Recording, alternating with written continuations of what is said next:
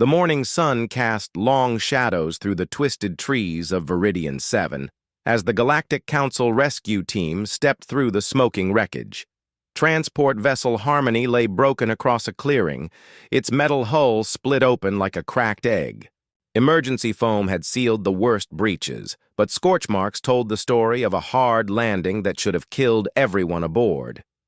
Captain Vex of the rescue team counted bodies as his scanner beeped softly. 7 survivors confirmed, he reported into his communicator. Mixed species. We have 3 Lithans, 2 Vorthak, 1 Zentari, and 1 human. The survivors huddled in small groups around the crash site. The Lithans sat together near a pile of emergency supply crates, their crystal-like skin dim with exhaustion. These beings needed specific minerals to survive, and their emergency rations were already running low after 3 days. They spoke, in quiet, musical tones about rescue probabilities and resource management. The 2 Vorthak scientists had jury-rigged a small atmospheric processor from ship parts. The machine hummed constantly, converting the planet's oxygen-rich air into the methane mixture their species required. Without it, they would suffocate within hours. They took turns monitoring the device, checking its power levels every few minutes with obvious anxiety. The single Zentari survivor, an elderly female named Kess, sat apart from the others. Her people were known throughout the galaxy for their patience and wisdom. She meditated quietly, conserving energy while they waited for proper rescue ships to arrive. And then there was the human. Kim Hyun-woo stood at the edge of the clearing, studying the massive trees that surrounded them. He had been walking the perimeter for over an hour, occasionally stopping to examine bark texture or measure trunk diameter with his outstretched arms. His clothes were torn from the crash, and a bandage covered a cut on his forehead, but he seemed oddly energetic compared to the other survivors.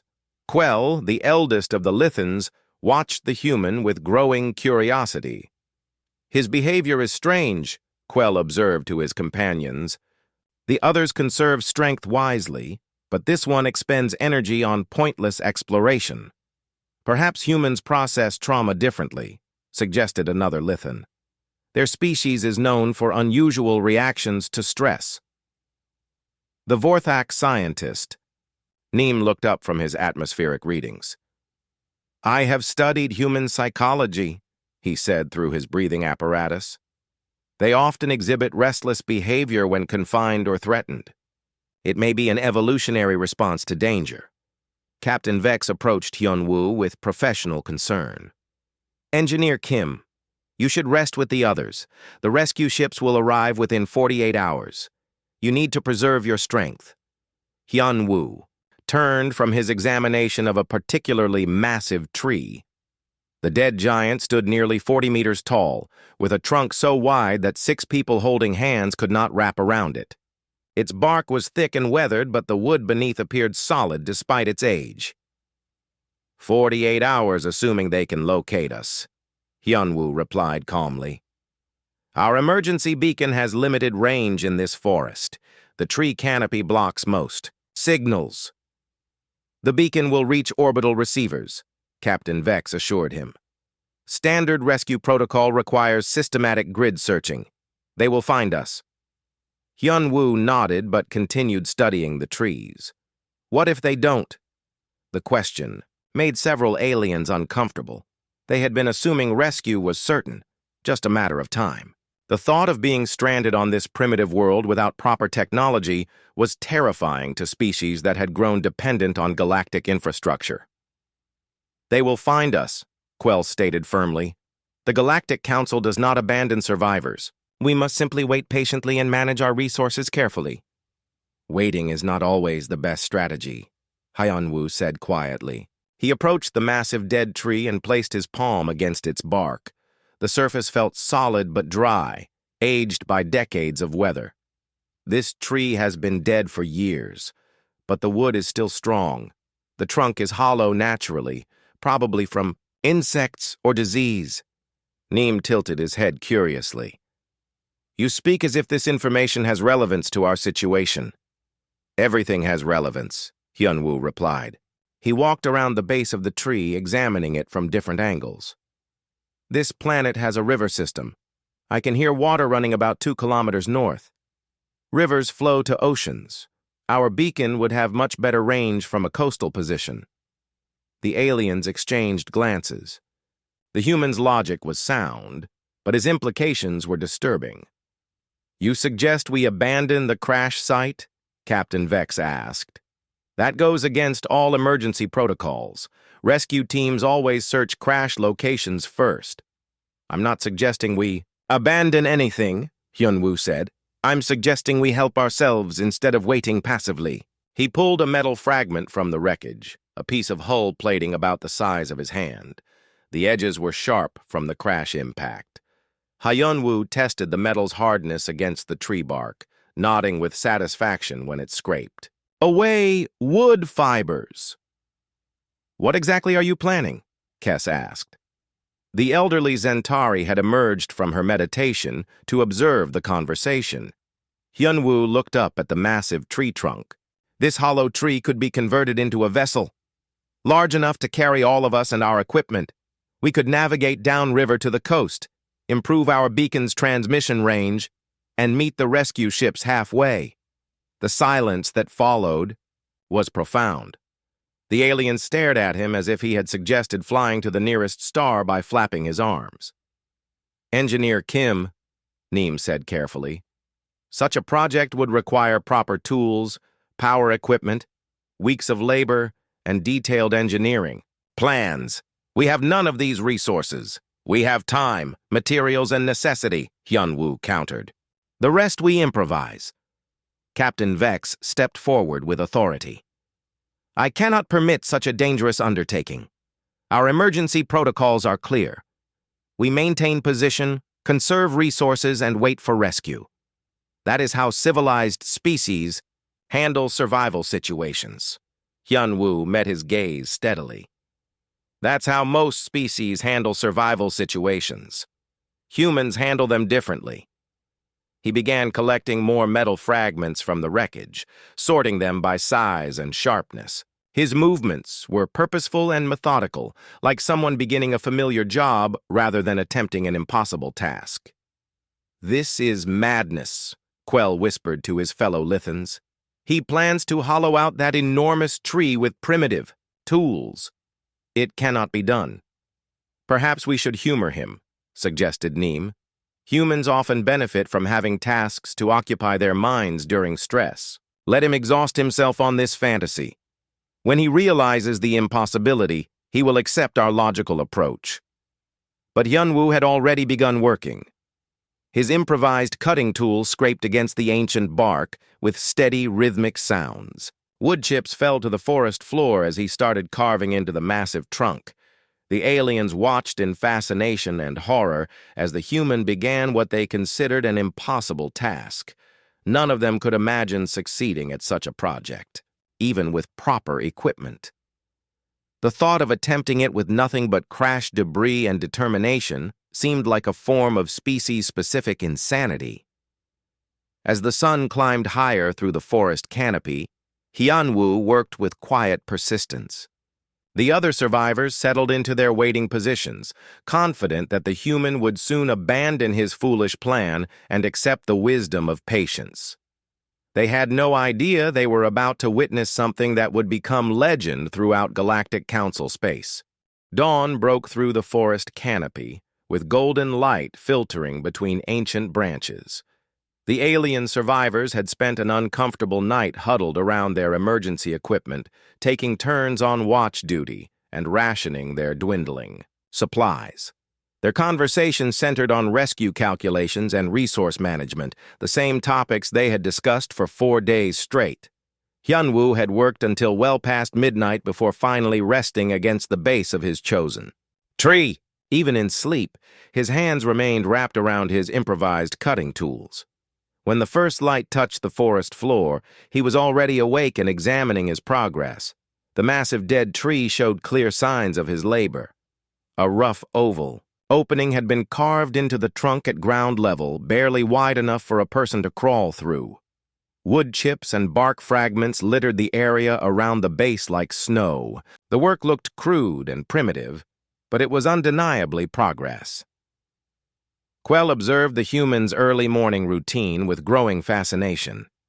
"He begins work before the sun reaches full strength," the Lithan noted to his companions. "Most species would rest longer after such exertion." "Perhaps humans require less recovery time," suggested another Lithan. "Though his pace seems unsustainable, no being can maintain such effort indefinitely." Hyunwoo stretched his muscles and examined his cutting implements. The metal fragments from the crash had dulled considerably during the night's work. He walked through the wreckage methodically, searching for better materials. A piece of the ship's hull plating caught his attention, its edge twisted into a natural blade during the crash impact. Using a large stone as an anvil, Hyunwoo began shaping the metal fragment. He hammered it carefully, folding the edge to create a sharper cutting surface. The process was slow and required several attempts, but gradually the crude tool took on the characteristics of a primitive chisel. Neem watched this tool-making process with scientific interest. "Fascinating," he murmured to his breathing apparatus. "He creates specialized instruments from available materials. This suggests advanced problem-solving capabilities beyond normal human parameters." "Or desperation," Captain Vex replied grimly. "Extreme stress can drive any species to irrational behavior. He may be suffering psychological damage from the crash." Hyunwoo tested his improved chisel against the tree bark. The sharper edge bit deeper into the wood, removing larger chunks with each strike. Satisfied with the upgrade, he crawled into the rough opening he had carved and began working from inside the trunk. The aliens could no longer see him directly, but they could hear the steady rhythm of his work echoing from within the hollow tree. Scraping sounds, the thud of metal against wood, and occasionally the crack of splintering bark. The sounds continued without pause for hours. "How does he see what he is doing in there?" Kess wondered aloud. The elderly Zentari had been observing the human's work with quiet curiosity. The interior must be completely dark. "Humans have poor night vision compared to most species," Neem confirmed. "Their eyes cannot adapt effectively to total darkness. Yet he continues working as if vision were unnecessary." Around midday, Hyunwoo emerged from the tree hollow covered in wood dust and bark fragments. His clothes were filthy, and sweat had carved clean lines through the debris on his face. But his eyes were bright with concentration, and his movements remained steady despite hours of labor. He approached the alien survivors with purpose. "I need materials," he announced simply. Captain Vex looked up from his emergency rations. "What kind of materials?" "Anything flexible for binding. Plant fibers, fabric strips, wire from the ship systems. Also something waterproof for sealing gaps. Sap, resin, synthetic polymers from the crash debris." The aliens exchanged glances. These were specific requests that suggested a detailed plan rather than random experimentation. "What progress have you made?" Quell asked carefully. "The trunk is naturally hollow in the center from old insect damage," Hyunwoo explained. "I'm expanding the hollow and shaping it into a usable interior space. The work goes faster now that I understand the wood grain patterns." Neem performed quick calculations in his head. "Even with optimal conditions, hollowing a tree of that size would require weeks of labor with proper tools. You work with primitive implements and no artificial lighting." "Time is relative," Hyunwoo replied. "I work 18 hours per day. That compresses the schedule considerably." 18 hours? Captain Vex looked shocked. Most species require 8 to 10 hours of rest daily for basic health maintenance. Extended labor at that intensity would cause organ damage. Humans adapt to necessity, Hyunwoo said simply. He began gathering the materials he had requested from willing volunteers. The Lithans contributed some synthetic fabric from their emergency packs. The Vorthak offered wire strips from their atmospheric processors. Maintenance kit. Even Captain Vex grudgingly provided sealing compound from the ship's repair supplies. As afternoon wore into evening, the sounds from inside the tree changed character. Instead of steady scraping, they heard precise tapping and the whisper of fine carving work. Occasionally, Hyunwoo would emerge to gather more materials or dispose of wood waste, but these breaks grew shorter and less frequent. "He is shaping something specific in there," Kess observed. "The sounds suggest detail work, not just rough excavation." When full darkness fell, the aliens expected Hyunwoo to stop working. Instead, the sounds continued without pause. They could hear him moving around inside the hollow tree, working by touch alone in complete blackness. "This is impossible," Quell declared. "No being can perform precision work without vision. He will injure himself or damage whatever he is creating." But hours passed without any sounds of accident or frustration. The work continued with the same steady rhythm, as if darkness made no difference to the human's abilities. Neem checked his chronometer repeatedly throughout the night. 22 hours of continuous labor," he announced in amazement. "His species must have extraordinary endurance capabilities." "Or he is dying slowly and refuses to acknowledge it," Captain Vex muttered darkly. Near dawn, Hyunwoo finally emerged from the tree hollow. He moved more slowly than before, and his breathing was labored, but his expression remained focused and determined. Wood dust covered him from head to foot, and his improvised tools showed serious wear from the extended use. "How do you continue working in total darkness?" Kess asked gently. "Your species has limited night vision capabilities." Hyunwoo wiped sweat from his forehead, leaving clean streaks through the dust and grime. "Vision is only one way to understand. Space and structure. My hands know the shape of what I'm building. My ears tell me how the wood responds to different tools. The work teaches me as I go." He looked at the alien survivors with tired but determined eyes. "My ancestors built shelters and tools in caves by firelight. They worked underground mines where torches were dangerous. They sailed oceans at night using only stars for guidance. Darkness is just another condition to adapt to." The aliens stared at him in growing amazement. This human was demonstrating capabilities that challenged their understanding of species limitations. He was not just surviving their crash. He was actively working to save them all, using nothing but primitive tools and inhuman determination.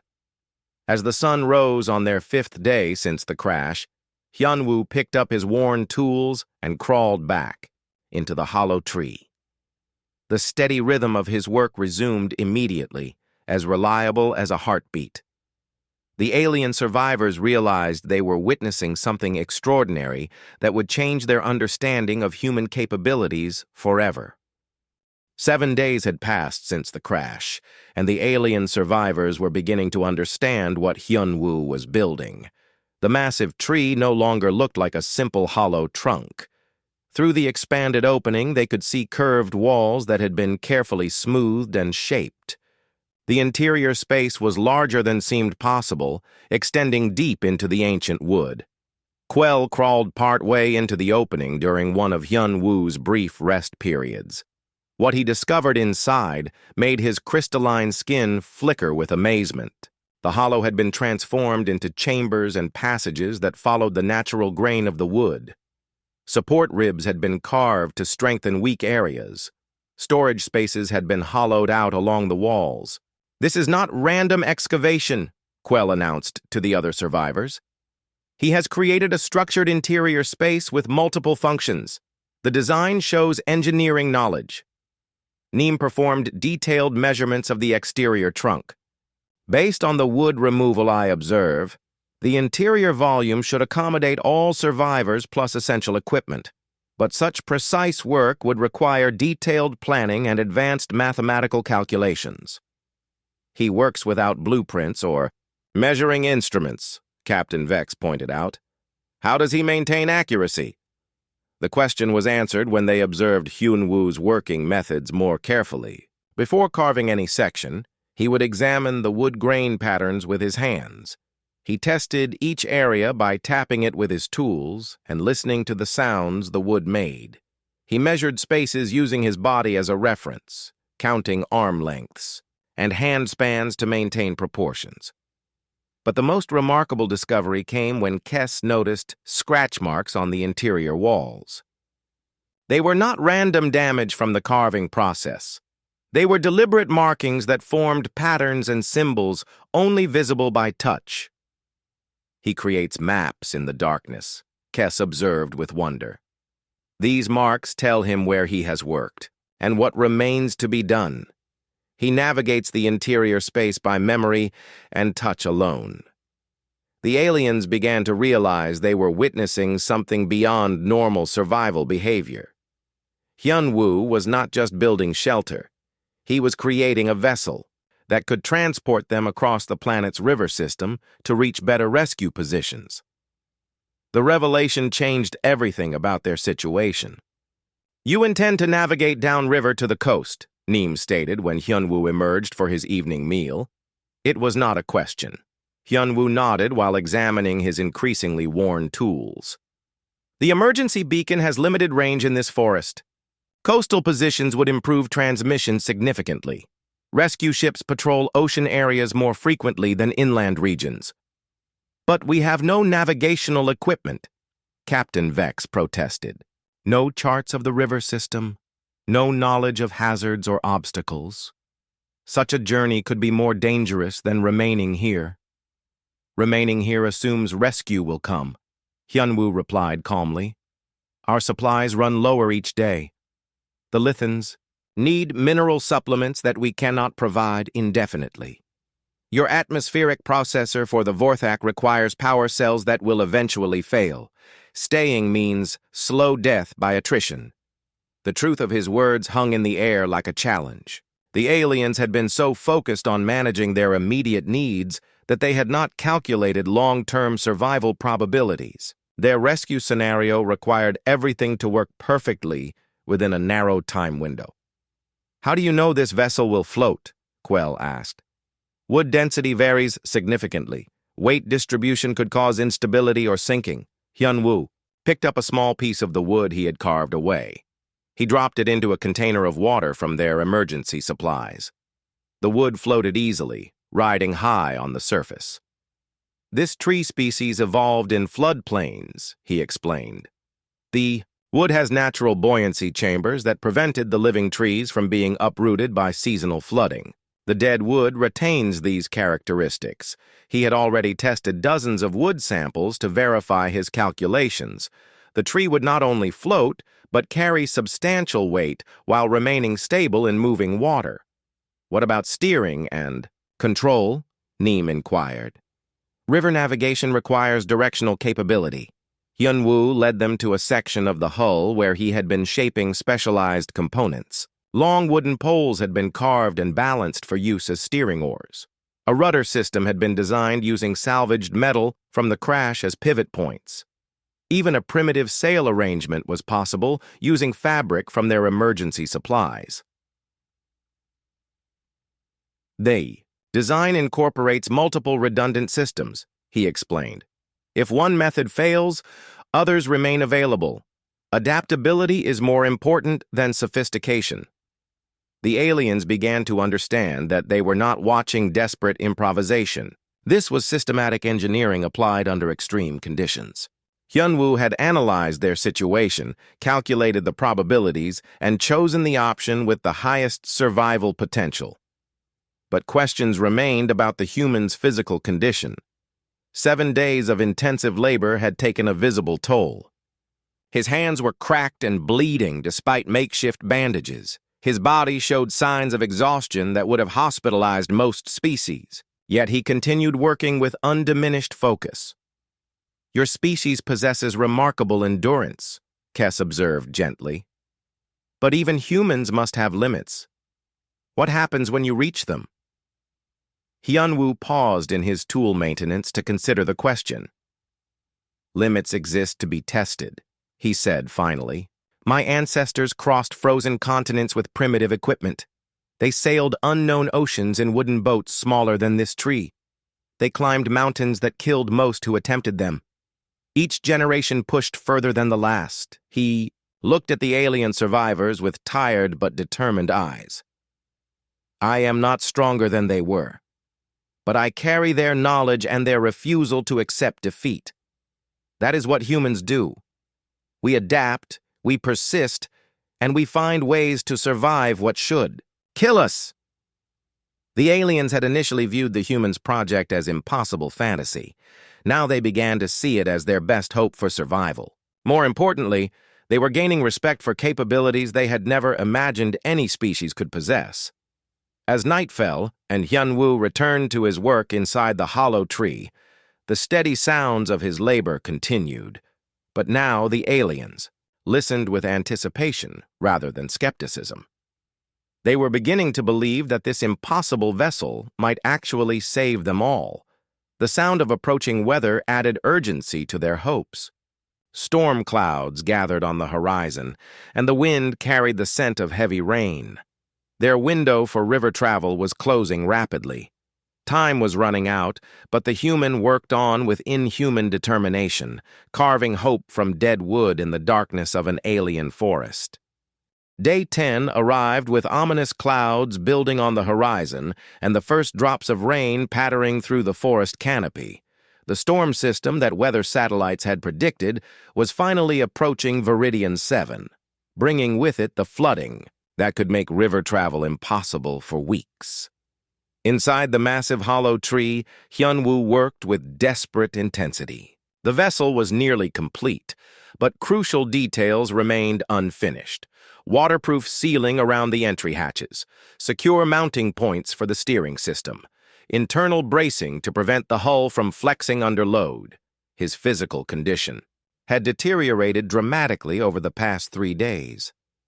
The aliens watched with growing concern as he emerged from the tree hollow each morning more exhausted than the day before. His hands were wrapped in makeshift bandages that barely concealed infected cuts. His face had grown gaunt from irregular eating and constant physical stress. He approaches the limits of biological endurance, Neem observed quietly to his fellow survivors. Most species would have collapsed days ago, yet he continues working with precision that suggests unimpaired mental function. Quell tested the structural integrity of the vessel's exterior walls. The wood felt solid under his touch, shaped and reinforced beyond what seemed possible with primitive tools. His accuracy remains consistent despite exhaustion. Each section fits properly with the others. There are no signs of declining craftsmanship. How does he maintain such standards without proper lighting? Captain Vex wondered aloud. The interior work requires exact measurements and precise tool placement, yet he accomplishes this in complete darkness. The answer came when they observed Hyun-woo's working methods more closely during his rare daylight sessions.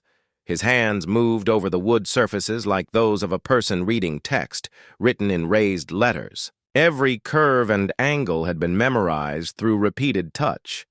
His fingers could detect variations in wood grain that his eyes could never have seen. He has created a mental map of the entire structure, Kess realized with amazement. Every chamber, every support beam, every joint and connection, the vessel exists completely in his memory before it exists in reality. This revelation explained how he could work effectively in darkness. Light was unnecessary when his hands knew exactly where every tool needed to go and what each surface should feel like when properly shaped. The tree had become an extension of his body, as familiar as his own limbs. But the approaching storm added pressure that even human endurance might not overcome. Rain began falling steadily, turning the forest floor muddy and making the work area treacherous. Water seeped through small gaps in the tree's bark, creating humidity that made precision work more difficult. The river level will rise significantly once this storm reaches full intensity, Neem calculated based on his atmospheric readings. Current projections indicate flooding that could persist for several weeks. If we miss this opportunity, no further chances may arise. Hyun-woo acknowledged the warning with a grim nod, but did not slow his pace. If anything, he seemed to work faster, as if the approaching deadline energized rather than discouraged him. The sounds from inside the hollow tree took on a frantic urgency, metal striking wood in rapid succession. The aliens began helping more actively, no longer content to simply observe. They gathered materials as Hyun-woo requested them, tested components he had carved, and even attempted simple tasks under his direction. Their alien physiology prevented them from doing the heavy carving work, but they could contribute to finishing details. "Pass me the waterproof compound," Hyun-woo called from inside the vessel. "I need to seal the joints around the steering mechanism before the rain makes the wood swell." Quell handed the sealing material through the entry hatch, marveling at the complex interior space that had been carved from solid wood. Storage compartments lined the walls. Bench seats provided secure positions for passengers. Even ventilation channels had been included to ensure adequate air circulation. This vessel incorporates design features found in advanced spacecraft, Quell observed. Emergency equipment storage, ergonomic seating arrangements, redundant safety, systems. How do you know such specifications? "I am an engineer," Hyun-woo replied simply while applying sealant to critical joints.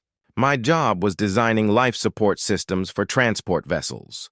I know what people need to survive in confined spaces during dangerous journeys." The irony was not lost on any of them. The human was using his professional knowledge to build by hand what his species normally constructed with advanced manufacturing systems. He had taken principles designed for space travel and adapted them to primitive woodworking techniques. As the storm intensified, another crisis emerged. The constant hammering and scraping had finally destroyed Hyun-woo's improvised tools. The metal fragments that had served as chisels and scrapers were worn down to useless stubs. Without cutting implements, the remaining work could not be completed. "I need sharp metal," Hyun-woo announced when he emerged from the tree hollow covered in wood dust and exhaustion. "Something that can hold an edge for precision cutting." The aliens searched through their remaining equipment desperately. Most of their tools were specialized devices not suited for woodworking, but Captain Vex made a difficult decision that surprised everyone. "Take this," he said, offering his ceremonial command blade. The weapon was a priceless artifact, crafted from rare metals and passed down through generations of space officers. Its edge was molecularly sharp and designed to cut through virtually any material. Hyun-woo accepted the blade with obvious respect for its significance. "I will return this to you in perfect condition," he promised.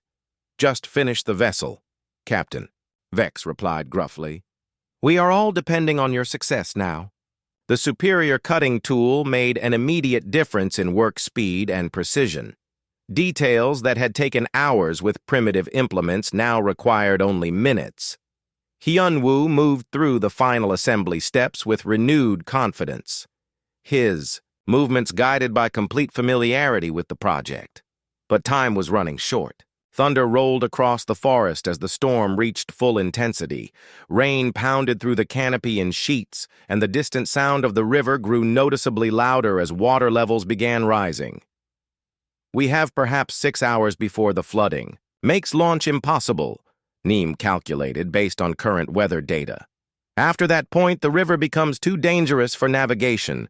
Hyun-woo worked through the night as the storm raged around them. Inside the hollow tree, sheltered from the worst of the weather, he applied finishing touches that would determine whether their vessel could survive the treacherous journey ahead. The aliens huddled together outside, watching lightning illuminate the forest and listening to the sounds of final construction. Everything depended now on whether one exhausted human could complete an impossible project before nature made their escape route impassable. Dawn would bring either salvation or defeat, and none of them could predict which outcome awaited. Dawn broke gray and stormy over Viridian 7 as Hyun-woo emerged from the hollow tree for what everyone hoped would be the final time. His appearance shocked the alien survivors. 10 days of intensive labor had reduced him to a shadow of his former self. His clothes hung loose on a frame that had lost significant weight. His eyes were sunken with exhaustion, but they still burned with determined focus. "The vessel is ready," he announced simply. The aliens stared at the massive tree that had been transformed into their salvation. What had begun as an impossible fantasy now stood before them as undeniable reality. The hollow trunk had become a crude but functional boat, complete with steering systems, storage compartments, and seating for all survivors. "Are you certain it will float?" Quell asked nervously. The Lithan's crystalline skin flickered with anxiety as rain continued falling around them. Hyunwoo nodded toward the swollen river that could be heard rushing through the forest nearby. "The wood density calculations are solid. The vessel will carry our combined weight plus essential equipment, while maintaining stability in moving water. But the approaching river presented new challenges that made even the aliens nervous. The storm had transformed what had been a gentle stream into a raging torrent. Brown water charged between the trees, carrying debris and foam that spoke of dangerous currents and hidden obstacles.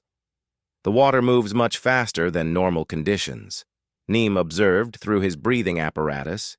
"Navigation will require constant course corrections and immediate responses to hazards." "Fast water means we reach the coast sooner," Hyunwoo replied practically. "The increased current works in our favor if we can control our direction."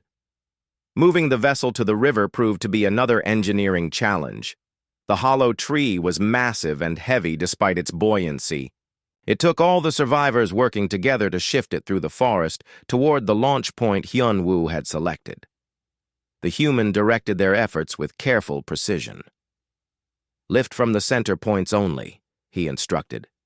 "The hull structure is designed to distribute weight evenly, but concentrated stress could cause cracking." Even with everyone helping, progress was painfully slow. The aliens lacked the physical strength for heavy lifting, and their various physiological limitations made coordinated effort difficult. But gradually they moved their improvised vessel toward the rushing water.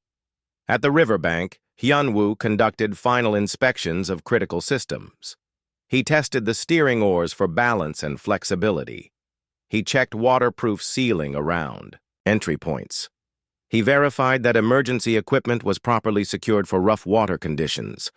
"The interior storage will keep essential supplies dry," he explained to the nervous survivors. "Life support equipment, emergency rations, communication devices. Everything is positioned to maintain functionality even if we take on some water." Captain Vex examined the vessel's construction with professional interest. Despite his initial skepticism, he could not deny the quality of the engineering.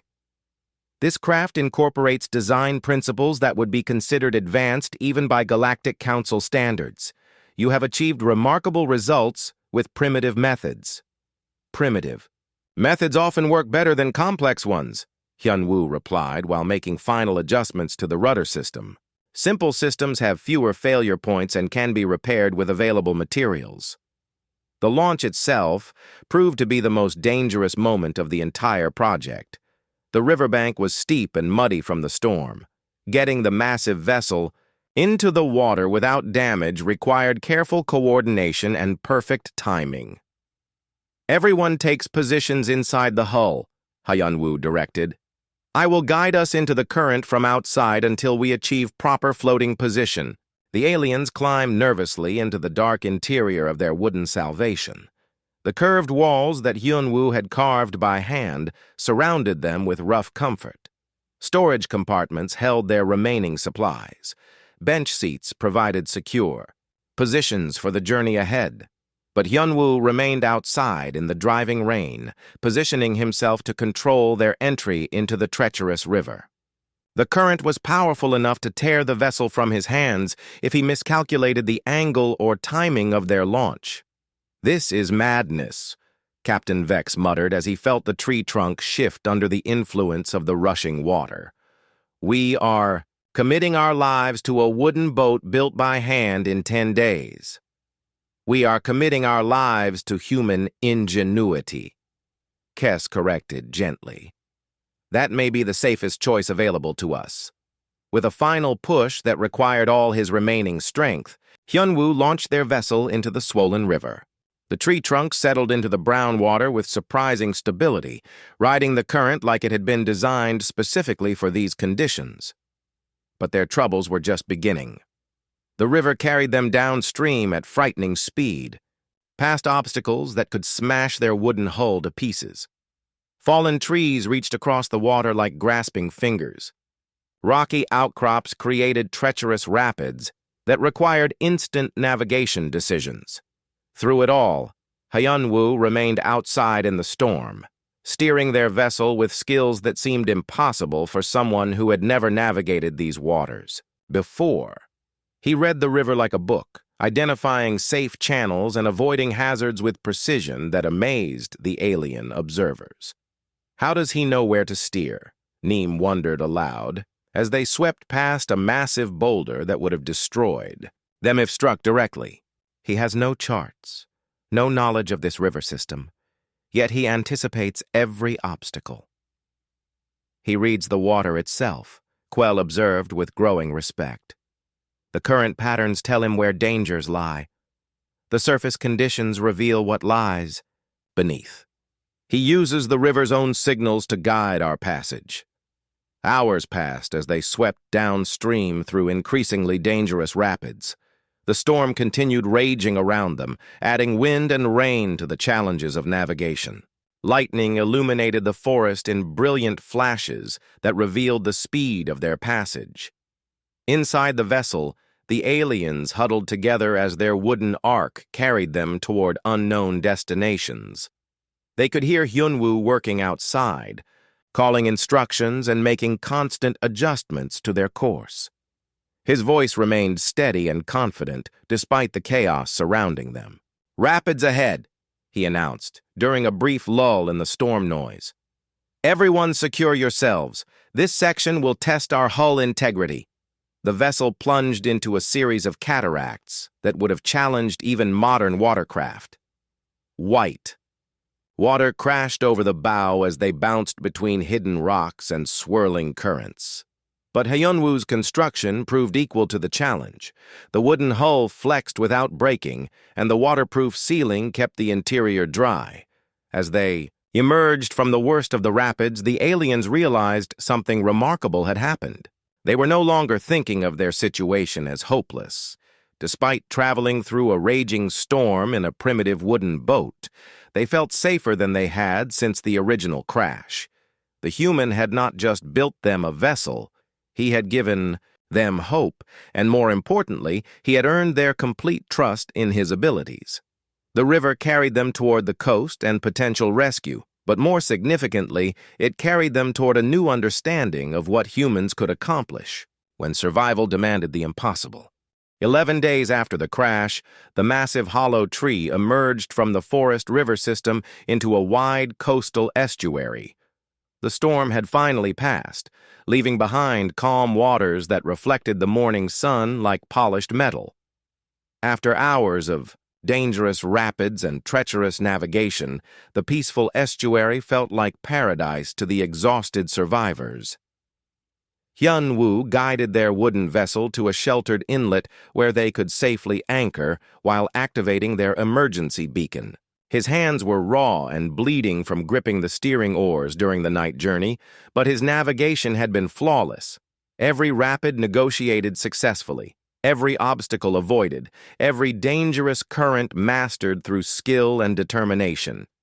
Signal. "Transmission at full strength," Captain Vex reported after checking their beacon status. "Coastal position provides optimal range to orbital receivers. Rescue ships should detect our signal within hours." The aliens finally had time to examine their vessel properly in daylight. What they discovered amazed them even more than the successful journey. The interior space showed clear evidence of systematic engineering. Every surface had been shaped for maximum efficiency. Storage compartments utilized space that seemed impossible to access. Support structures followed stress patterns that prevented flexing under load. This construction incorporates principles that require advanced mathematical knowledge, Neem observed while running his hands along the carved walls. Stress distribution calculations, hydrodynamic design theory, ergonomic passenger accommodation. yet it was built entirely by hand using primitive tools. Quell tested various joints and connections throughout the hull structure. The workmanship is consistent from beginning to end. Despite working in darkness for most of the project, accuracy never declined. Each section fits perfectly with adjacent components. But the most remarkable discovery was how well the vessel had performed during their dangerous river journey. Despite being constructed in 10 days using nothing but crashed debris as tools, it had proven equal to conditions that would challenge modern watercraft. The wooden hull showed scratches and minor damage, but no structural failures or serious problems. We traveled 40 kilometers through flood conditions that killed several native species, Captain Vex calculated based on their navigation data. Yet this primitive vessel delivered us safely to our destination without major incident. Hyunwoo sat quietly in the stern, finally allowing himself to rest after 11 days of continuous effort. The physical toll was obvious to everyone. He had lost significant weight during the construction project. His hands were damaged beyond what most species could endure. His face showed exhaustion that would require weeks to recover fully. But his eyes remained alert and satisfied as he watched their emergency beacon transmit its rescue signal across the ocean. Against all odds and expectations, his impossible plan had succeeded. "Why did you never doubt this would work?" Kes asked gently. The elderly Zentari had observed the human's unwavering confidence throughout the entire ordeal. Hyunwoo considered the question while examining his makeshift vessel with obvious pride. "Doubt is a luxury my species cannot afford," he replied. Finally, when survival depends on success, failure becomes unacceptable. We adapt our thinking to match our circumstances. "But surely you experienced moments of uncertainty," Neem pressed. The mathematical probability of success using such methods was extraordinarily low. Logic would suggest abandoning the attempt in favor of safer alternatives. "Logic has limits," Hyunwoo said quietly. "Mathematics can calculate probable outcomes, but humans excel at achieving improbable ones. We succeed by refusing to accept that success is impossible." 3 hours later, their beacon signal was answered. A galactic council rescue ship appeared on the horizon, its sleek hull gleaming in the afternoon sun. The vessel approached their position with careful precision, its crew obviously curious about the unusual distress signal they had detected. Captain Mora of the rescue ship established communication while her crew prepared for survivor recovery. "This is Council Rescue Vessel Harmony responding to emergency beacon. We show 7 life signs at your coordinates. Please confirm survivor status and medical requirements." "All survivors healthy and mobile," Captain Vex replied through their emergency communicator. "No immediate medical emergencies, but we have been stranded for 11 days following transport crash." "Understood. Prepare for recovery operations. We show your position as coastal estuary approximately 40 kilometers from recorded crash site. How did you reach this location?" The question prompted awkward silence among the alien survivors. How could they explain that a single human had carved a functional boat from a dead tree using nothing but crashed debris? The rescue team would never believe such a story without evidence. "We constructed an improvised vessel from available materials," Captain Vex replied diplomatically. "Navigation was provided by engineer Kim Hyun-woo using indigenous river systems." As the rescue ship approached their position, its crew got their first clear view of the survivors' transport method. The massive hollow tree floating in the estuary looked like something from ancient history rather than modern space travel. Yet it had clearly functioned as intended, delivering 7 beings safely across 40 kilometers of dangerous territory. "That is remarkable craftsmanship," Captain Mora observed as her crew secured their wooden vessel for recovery. Emergency. Survival training includes improvised shelter construction, but nothing approaching this level of sophistication. Who designed and built this craft? All eyes turned to Hyunwoo, who had finally allowed himself to collapse from exhaustion now. That rescue was confirmed. The human engineer was barely conscious, sustained only by determination that was no longer required. Engineer Kim accomplished this entire project working alone, Quell explained with obvious respect. 10 days of continuous labor using only primitive tools, no artificial lighting, no measuring instruments, no assistance with the physical construction. Captain Mora examined the vessel more closely as her crew prepared medical treatment for the exhausted human. This construction quality would be impressive even with proper equipment and unlimited time. Achieving it under emergency conditions using hand tools approaches the impossible. We have learned that humans have a different relationship with impossibility, Neem observed quietly. They treat it as a challenge to overcome rather than a reason to abandon effort. As Hyun-woo was transferred to the rescue ship's medical bay, he insisted on one final inspection of his creation. The hollow tree that had been their salvation bobbed peacefully in the estuary waters, its carved hull testament to what could be accomplished when survival demanded extraordinary effort. "Will you preserve this vessel?" he asked Captain Mora weakly. "It represents something important about human capabilities under extreme conditions." "It will be documented thoroughly and transported to Council archives," she assured him. "This achievement will become part of official records regarding human survival methodologies." Later, as the rescue ship departed for Council space stations, Captain Mora filed her official report.